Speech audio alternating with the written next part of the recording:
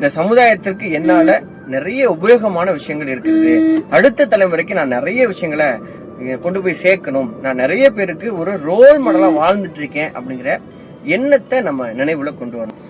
நான் ரொம்ப இனிமையானவன் அப்படிங்கிற எண்ணத்தை நம்ம நினைவுல கொண்டு வரணும். அப்படி கொண்டு வரும்போது என்ன ஆகும்னா, நம்மள ரொம்ப கேவலப்படுத்தி நம்மள வளர விடாம தடுத்தவங்க மேல கூட நமக்கு ஒரு கருணை, ஒரு அனுதாபம், அவங்க மேல கோபமே வராது. ஏதோ ஒரு சிச்சுவேஷன்ல அவங்க பண்ணிட்டாங்க, நம்ம அதுக்காக அவங்கள அப்படியே அவங்க பண்ண அதே விஷயத்த நம்ம பண்ண வேண்டியது இல்லை. நான் ரொம்ப அப்படிப்பட்டவன் கிடையாது, நல்ல மரம் நல்ல கனியை தான் கொடுக்கும் அப்படின்னு சொல்லி பைபிள்ல கூட ரொம்ப ஒரு புகழ்பெற்ற வரிகள் உண்டு. அதனால நான் இனிமையானவன் அப்படிங்கிற எண்ணத்தை ரொம்ப ஸ்ட்ராங்காவே நம்முடைய மனதுல பதித்து கொள்ளணும். அப்படி பண்ணும்பொழுது நம்மளால வேற ஒரு கசப்பான விஷயங்களை நம்மளால ரியாக்ட் பண்ணவே முடியாது.